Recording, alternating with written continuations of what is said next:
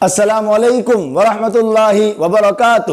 اسلام کے بارے میں اگر آپ کسی سے پوچھیں گے کہ اسلام کیا ہے تو لوگ طرح طرح کے جواب دیں گے۔ کوئی کہے گا کہ اسلام باقی دھرموں کی طرح ایک دھرم ہے، کوئی کہے گا کہ اسلام نماز روزہ زکوٰۃ کا نام ہے، کوئی کہے گا اسلام صرف عبادتوں کا نام ہے۔ حالانکہ ان میں سے کوئی جواب پرفیکٹ نہیں ہے۔ پرفیکٹ جواب کیا ہے؟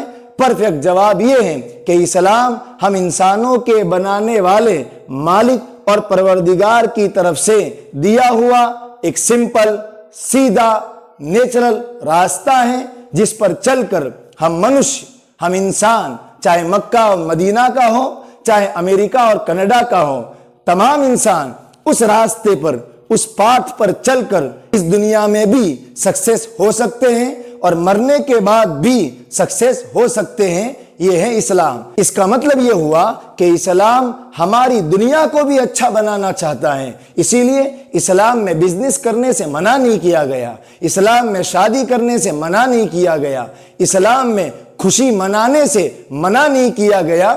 اسلام ایک دین فطرت ہے۔ ہم انسانوں کو صفائی پسند ہے، اسلام صفائی کا کہتا ہے۔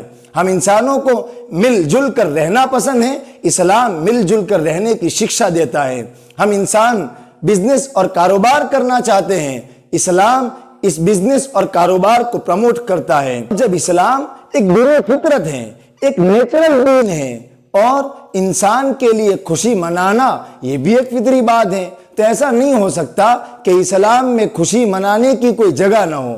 اسی لیے اسلام نے سال میں 2 عیدیں رکھی ہیں کہ انسانوں، تمہارے نیچر میں یہ بات ہے کہ تم خوشی کو سیلیبریٹ کرو، تو لاؤ ہم تم کو مذہب کے طور پر 2 دن دیتے ہیں۔ چھوٹے موٹے تو خوشی کے دن تمہاری زندگیوں میں بہت آئیں گے، لیکن مذہب کے طور پر ہم 2 دن تم کو دیتے ہیں، جن 2 دنوں میں تم خوشیاں مناؤ، کھاؤ اور پیو۔ روایت میں ہے اللہ کے نبی علیہ الصلوۃ والسلام جب مکہ سے مائیگریٹ کر کے مدینہ آئے تو آپ نے مدینہ کے لوگوں سے پوچھا۔ اس وقت مدینہ کے لوگ تیوہار مناتے تھے 2۔ نبی علیہ السلام نے پوچھا کہ یہ کیا ہے؟ انہوں نے کہا کہ اللہ کے نبی، ہم 2 دن مناتے ہیں اور جاہلیت سے، یعنی جب آپ نے ہم کو اسلام کی شکشا نہیں دی تھی تب سے ہم یہ 2 دن خوشی کے منا رہے ہیں، جس میں ناچنا گانا پتہ نہیں کیا کیا ہوتا تھا۔ تو اللہ کے نبی علیہ السلام نے کہا کہ اب اللہ تعالیٰ نے ان 2 دنوں کے بدلے میں دوسرے 2 دن دیے ہیں، جن 2 دنوں میں تم خوشی مناؤ۔ اور وہ 2 دن کون کون سے؟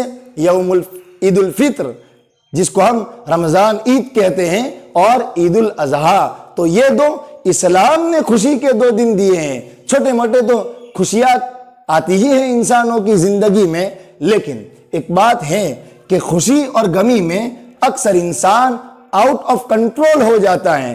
خوشی کے موقع پر، شادیوں کے موقع پر کیسے کیسے حادثات ہوتے ہیں، یہ اسی لیے کہ انسان آؤٹ آف کنٹرول ہو جاتا ہے خوشی کے موقع پر۔ اسی لیے شریعت نے کچھ قیود اور حدود بتائی کہ دیکھو خوشی منانی ہے، لیکن اس طریقے سے خوشی مناؤ، اس لیے کہ خوشی میں اگر انسان آؤٹ آف کنٹرول ہو جائے تو وہ دوسروں کو نقصان پہنچائے گا، ہانی پہنچائے گا، اور یہ تو کوئی خوشی نہیں ہوئی کہ اپنی خوشی کے چکر میں دوسروں کو نقصان پہنچانا۔ اسی لیے شریعت نے کچھ رولز اینڈ ریگولیشن ڈکلیئر کیے ہیں کہ عید کے دن تم ایسا ایسا کرو، اور اسی لیے عبادت کم نہیں کی۔ اس خوشی کے موقع کو اسلام نے ہمارے مالک سے قریب ہونے کا ذریعہ بنا دیا کہ یہ نہیں کہ خوشی ہے تو کوئی نماز نہیں۔ بھائی ایسی کون سی خوشی جس میں لڑکا اپنے امی اور ابا کو ناراض کرے؟